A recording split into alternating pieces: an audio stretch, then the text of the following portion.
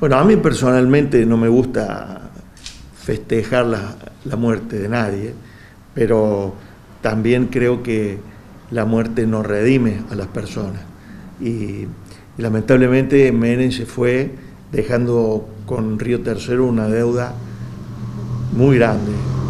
Nos hubiera gustado que el Poder Judicial lo pudiera haber juzgado para ver las responsabilidades definitivas penales de él, ¿no? Porque yo creo que las responsabilidades en lo político y en lo social, la mayoría de los riotercerenses ya lo había juzgado y ya lo había condenado. Pero bueno, la mano lerda de la justicia no llegó. Y se ve que temía mucho la realización del juicio, porque hizo, junto con sus defensores, lo imposible para dilatarlo. Y bueno, y lamentablemente, como dice el maestro uruguayo Eduardo Galeano, la justicia es como la serpiente, muerde a los descalzos primero. Y bueno, Menem conservaba poder y pudo lamentablemente dilatar, y bueno, y nos quedamos los riotercerenses, y en especial yo pienso en los familiares de las personas asesinadas. Yo no digo fallecidas, digo asesinadas, porque así fue determinado en la primera parte del juicio, que fue algo programado deliberadamente, la voladura. Entonces fueron asesinadas las personas que han quedado mutiladas con grave daño en la salud acá en nuestra ciudad, todo su entorno familiar. Primero pienso en ellos y en los sentimientos de frustración y de indignación también, que es entendible. Por eso a mí personalmente me pareció correcta, primero, la declaración de persona no grata por parte de las autoridades institucionales de la ciudad, y después también la declaración de que Río Tercero no se iba a adherir al duelo. Y yendo un poquito más allá, me parece que en general la mayoría del pueblo argentino, hablo del pueblo, no de los funcionarios que lo acompañaron, la dirigencia política que estuvo más cercana a él en su momento, y algunos poderosos económicamente que en aquel entonces les fue muy bien, pero la mayoría del pueblo, yo no vi realmente que hubiera un dolor, un sentimiento que acompañara, como en otros ídolos o populares o gente muy querida en la Argentina que ha sucedido. Por lo menos a mí personalmente me pareció que no. O sea que el duelo, el no duelo no solo fue en Río Tercero, sino que me parece que en general en la Argentina fue así. Auca, recordemos un poco, el juicio iba a ser desarrollado ahora, justamente en estas próximas semanas.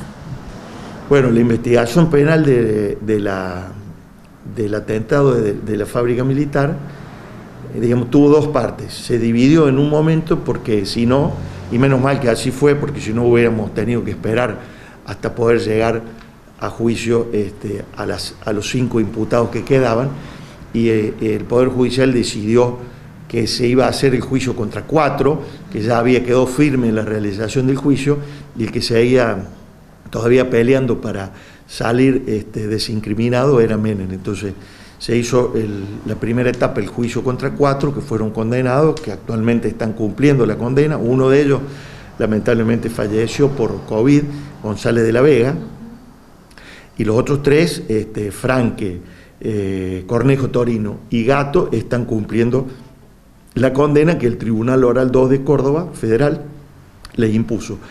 Y la segunda parte del juicio, que había quedado solamente Menem, viendo si era desincriminado o no, finalmente no pudo lograrlo, y estaba fijado primero para mayo del año pasado el inicio de las audiencias de debate, y no se pudo hacer, bueno, por la pandemia y por su estado de salud también, que era delicado.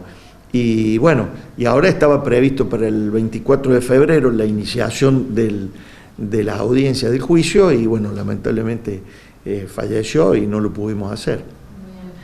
Auca, ¿qué reflexión te merece esto de que hay mucho desconocimiento todavía a nivel nacional? Hemos escuchado en algunos medios como esto de por qué lo acusan o por qué Río Tercero no adhiere al duelo.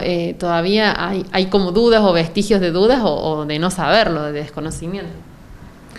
Bueno, me pareció a mí que los medios de comunicación más importantes de la Argentina, que fueron beneficiados con la primera privatización que hizo el gobierno de Carlos Menem, son los que ahora intentaron mejorar o enjuagar su imagen o que se fuera, digamos, con un recuerdo favorable.